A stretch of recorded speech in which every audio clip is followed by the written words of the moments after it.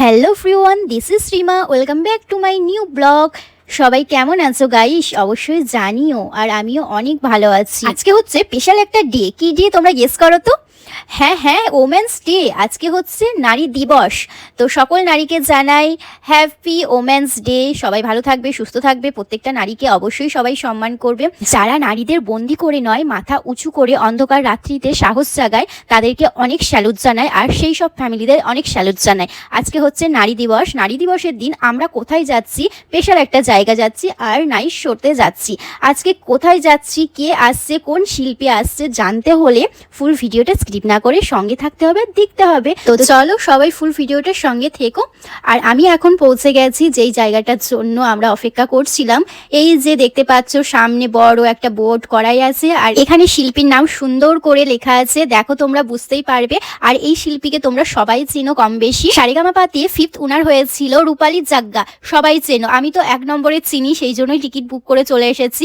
এই যে দেখো আমরা এখন পৌঁছে গেছি 5:30টার সময়। 5টার সময় বাড়ি থেকে বেরিয়েছিলাম। এখানে আসতে মিনিমাম আধ ঘন্টা থেকে 40 মিনিট সময় লাগে। তো এসে আমরা পৌঁছে গেছি, আর দেখি আশেপাশে মাঠ পুরো ফাঁকা, কেউ এখনো এসে পৌঁছায়নি। তো আমাদের গায়িকা এখন পৌঁছে গেছে, কারণ তিনি সেটা সবকিছু করবে। তো গানগুলো দেখছিল, আর আমরা দূর থেকে দেখতে পাচ্ছিলাম যে ওখানে গাইছে, তো ভালোই লাগছিল বেশ। বাট এখন প্রচুর রৌদ্র, আর টাইম ছিল তোমার 6টা থেকে শুরু হবে, বাট এত রৌদ্রর কারণে 6টা থেকে শুরু হয়নি। তাই এখন 6টার কাছাকাছি বেজে গেছে। তো আমরা ভাবলাম যে একটু নাস্তার জন্য কিছু হালকা কিছু খাই। তো এখানে চা অর্ডার করেছিল বরমশাই, দাদাভাই ছিল, আর ননা এখানে চিপস খাচ্ছিল, আলুর চিপসগুলো ওর ওখানে ভালো লাগে, তো ওই চিপসটাই ও খাচ্ছিল। আর আমরা চিপস খাইনি, পরে নাস্তা খাওয়া হবে। তো চাটা খেয়ে আমরা এই যে তোমার পার্কে একটু ঘুরছিলাম। বেশ ভালো লাগছিল, কারণ এখনো শো শুরু হয়নি। আর এই পার্কটার নাম তোমরা সবাই জানো আশা করি, আর দেখলেই তোমরা চিনতে পারবে ব্যাকগ্রাউন্ড আমি কোথায় আজকে এসেছি। আমার ব্লগে প্রায়ই তোমরা দেখেছো কম বেশি এই পার্কটা। অনেকবার আমি কিন্তু এই পার্কের ভিডিও দিয়েছি। এই পার্কের নাম হচ্ছে অটল সরোবর।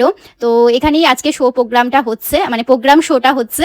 তো চলে এসেছি, দেখতেই পাচ্ছ। আর অনেকক্ষণ বসে আছি, বোরিংও হচ্ছি, কখন শো আরম্ভ হবে। খুব এক্সাইটেডও আছি কখন শো শুরু হবে। তো যাই হোক, ফাইনালি এখনো শুরু হয়নি। প্রচুর বোর হচ্ছিলাম, আমি নয় আমরা সবাই বোর হচ্ছিলাম, দিদিভাই দাদাভাই এখানে সবাই ছিল, বরমাশাই। তো যাই হোক, এখন শো যখন শুরু হয়নি তখন আশপাশটা ঘুরেই দেখি। যদিও এর আগে অনেকবার ঘুরেছি, তবুও একবার ঘুরছিলাম। তো এখানে সুন্দর সুন্দর ফুলের গাছ দেখতে পেলাম, যেগুলো তোমাদেরকেও দেখাচ্ছি, খুব ভালো লাগছে। তারপর এইদিকে বরমাশাই আর দাদাভাই টিকিটের বেল্টগুলো আনতে গেছিল, কারণ আমাদের অনলাইনে টিকিট কাটা হয়েছে, তো বেল্টগুলো নেওয়া হয়নি। সো এখানে বেল্টগুলো আমরা সবাই পরে নিয়েছি। তো এবার ভিতরে যাব, কারণ অনেকটা সন্ধ্যে সন্ধ্যে হয়ে এসেছে, আর শো প্রোগ্রাম আরম্ভ হয়েছে। বাট এখনো গায়িকা এসে পৌঁছায়নি, আমাদের শিল্পী।